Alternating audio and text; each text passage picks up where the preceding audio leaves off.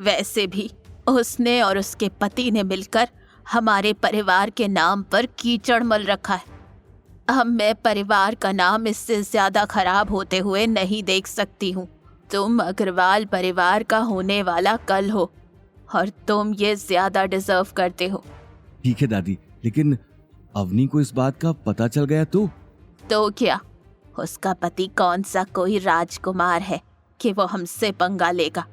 घर से निकाल ही चुकी हूँ। ज्यादा नाटक किया उसने तो नौकरी से भी निकाल दूंगी।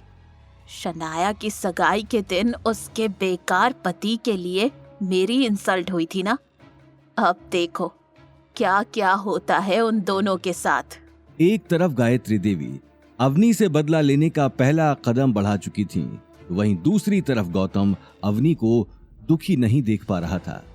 वो मान ही नहीं सकता था कि नील जैसा अय्याश आदमी जिससे सिर्फ पार्टी करने का शौक है, वो अपने दिन रात डिजाइन बनाने में लगाएगा।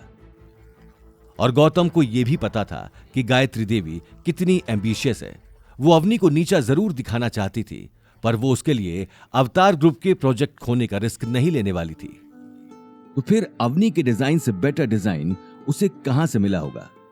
गौतम मुंशी जी को कॉल लगाकर उनसे फाइंड आउट करना चाहता है कि क्या नील या गायत्री देवी ने किसी इंटरनेशनल डिजाइनर का काम चुराया है, क्योंकि उसे कॉन्फिडेंस था कि राजस्थान में क्या इंडिया में भी कोई भी अवनी के इस डिजाइन को बीट नहीं कर सकता था। देखते ही देखते दिन निकल गया। अवनी अनिल और गीता से ऑफिस में क्या हुआ छुपाती है और गौतम से भी कहती है कि इस बारे में वो उनसे कुछ ना कहे। अवनी ऑफिस के लिए निकली और अभी भी उसकी आंखों में वही मायूसी छाई हुई थी। गौतम अवनी के साथ ऑफिस जाना चाहता था। वो उसे उदास अकेले में नहीं छोड़ना चाहता था, पर गीता को लगता है कि गौतम घर के कामकाज में कामचोरी करना चाहता है, और तब वो पैर दर्द का बहाना बनाती है और गौतम से अपने पैर दबवाती है। वो गौतम को एक मिनट भी अकेला नहीं छोड़ती कि वो मुंशी जी या अभिनव से ये पता कराए कि अग्रवाल ग्रुप में क्या हो रहा है। बार बार उसके दिमाग में अवनी का वो मायूस चेहरा आता रहता है, पर वो जितने भी बहाने बनाए, गीता उससे कोई ना कोई काम कराती ही रहती है। वहीं दूसरी तरफ गायत्री देवी ने अभिनव गुप्ता के पास अवनी का डिजाइन भेज दिया, जिस पर अब नील का नाम लिखा था। अभिनव ने एक ही नजर में आने वाले प्रोजेक्ट के लिए उस डिजाइन को सिलेक्ट कर लिया। पूरी कंपनी में खुशी का माहौल छाया हुआ था, लेकिन सबसे ज्यादा खुशी शनाया और नील को थी, क्योंकि नील अब कंपनी का डिजाइन डायरेक्टर बन चुका था। वहीं अवनी को कंपनी में आते ही कुछ अलग सा फील होने लगा।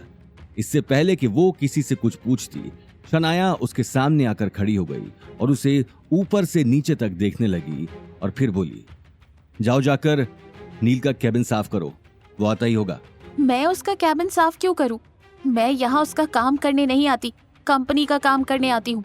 शनाया उससे मुस्कुराकर बोली, तुम अब मेरे भाई डिजाइन डायरेक्टर के अंडर ही काम करने वाली हो और उसने तुम्हारी ड्यूटीज चेंज करवा दी हैं। तुम्हारे पास कोई कैबिन नहीं है, जाओ जाकर ऑफिस साफ करो। इम्पॉसिबल नील, ये नहीं। शनाया तुरंत बोली, चुप, अब नील तुम्हारा बॉस है, इसलिए नील सर कहने की आदत डाल लो।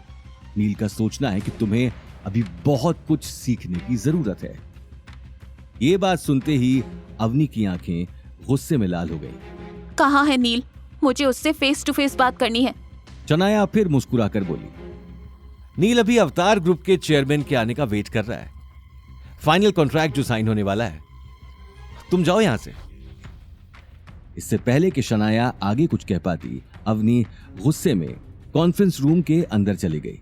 कॉन्फ्रेंस रूम में केवल 2-3 लोग ही मौजूद थे जो टेबल साफ कर रहे थे।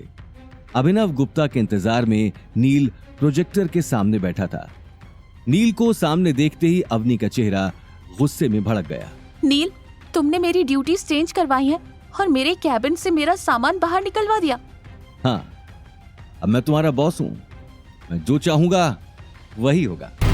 आगे की कहानी जानने के लिए देखिए अगला एपिसोड सिर्फ पॉकेट एफएम के यूट्यूब चैनल पर और रॉयल वारिस के सारे एपिसोड्स को सुनने के लिए डिस्क्रिप्शन में दी लिंक से डाउनलोड करें पॉकेट एफएम ऐप।